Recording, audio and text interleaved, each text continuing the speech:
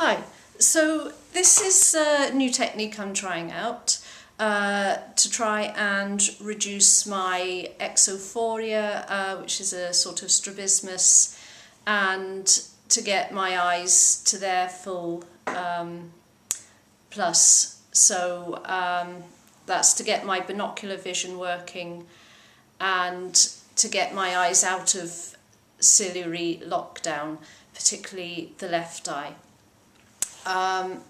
So my right eye, it functions as it should do. My left eye is oversensitive to anything that is too close, and it just goes into a spasm of accommodation. So it looks like it's short-sighted when actually it isn't. It's just cramped up, basically. So I'm using my right eye as the guide. So for everything I do in a day, everything that I might look at, I see, well, how does my right eye do it? So I kind of observe that. So maybe I'm putting my toothpaste on the tube in the morning. What does my right eye do when it's looking down? And getting the left eye to follow it. Now, the left eye isn't going to automatically follow it because it hasn't done that for years. So to help it along, I cover the left eye and I just use the right eye.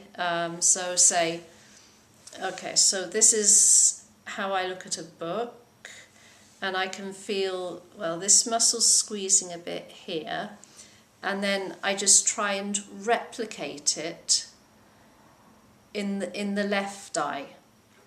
And that's actually quite difficult because, you know, I haven't used my left eye like that for years and years and years, so I think some muscles have gone completely slack and it feels like they're just not there. But I'm trying it. I'm trying it with basic squinting at the moment more than anything else. And when I say squinting, I just mean a very mild squint as you would against you know, outdoor light. I don't mean strong sun, I just mean general, you know, outdoor light or something like that. So, you know, a normal everyday thing.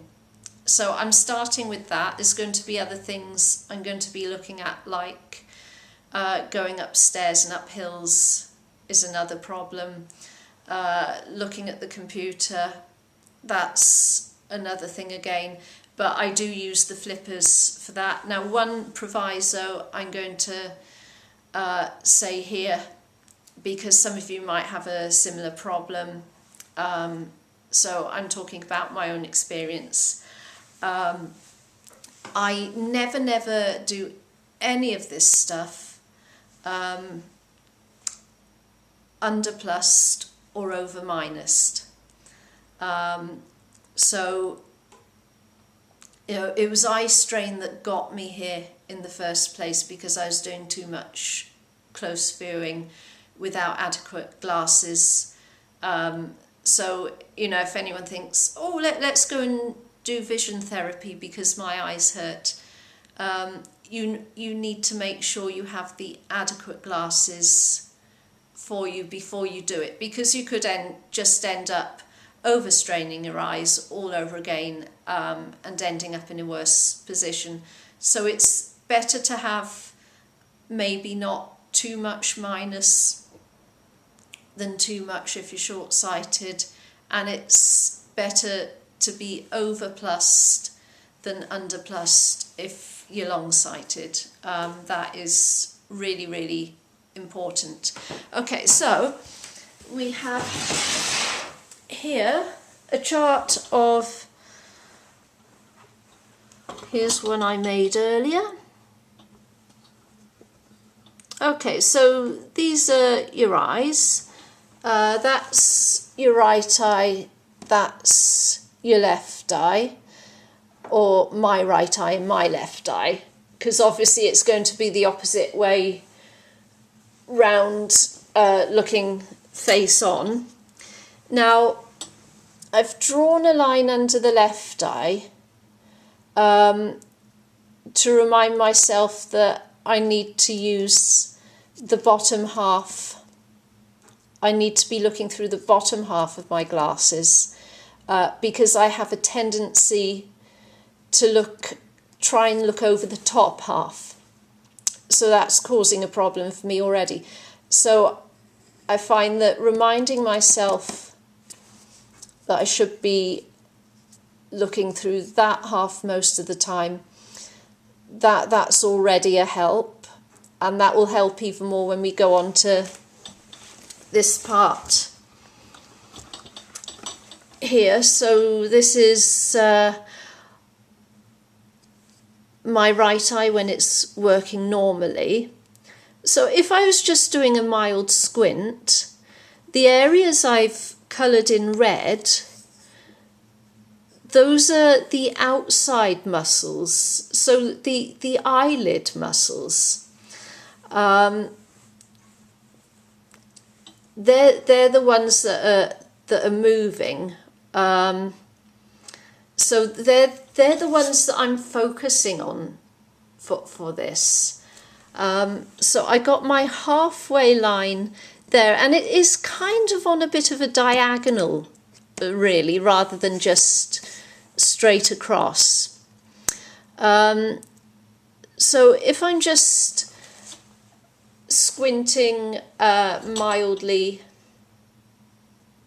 say against the sun, or I might be not against the sun, but against a light, or I might be just looking into the distance or something like that. This is where I'm using the muscles. So I got an upward push, actually. So I'll be looking a bit downwards, but you've got an upward push in the eyelid underneath the eye. You wouldn't normally think of that, but there it is. And it's this corner of the eye, this kind of squeezing. So it almost might be pushing the eye inward. You can see the arrows because I got the direction of the arrows where everything's moving. And there's a little bit of sort of across there on the muscle that's the eyebrow muscle. So taking into account all of that, I cover that eye, feel what this one is doing. This is just one example because, depending on what you look at, you're going to have a different combination of muscles in different areas for different things. But this is just one thing. And also, you'll notice I've got a side-on picture here of the eye. There's a pull inwards. So there's this push upwards from the bottom eyelid, and actually a pulling inwards of the eye there. So it's replicating. Do it first with the right, and then replicate it with the left. And then I try to do them both together.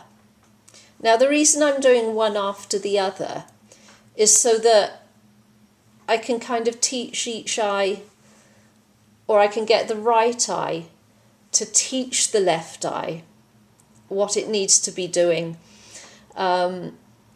So my idea is that because they're not functioning binocularly that well, So my idea is that if you do it separately to start with, it will build up the muscles a bit that are slack here, and they will eventually start working a bit better together.